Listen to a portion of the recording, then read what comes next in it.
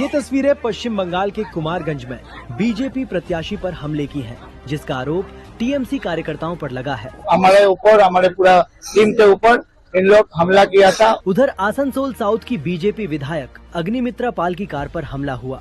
रहमतनगर इलाके में हुई इस घटना में एमएलए की कार का शीशा टूट गया। उधर मुर्शिदाबाद में भी बीजेपी टीएमसी कार्यकर्ताओं के बीच झड़प और पत्थराव हुआ। पुलिस ने हालात कंट्रोल करने के लिए लाठी चार्ज किया। मौके पर पहुंचे आम जनता उन्नयन पार्टी के चीफ हुमायूं कबीर की टीएमसी कार्यकर्ताओं से भिड़ंत हो गई। इसके बाद वो धरने पर बैठ गए।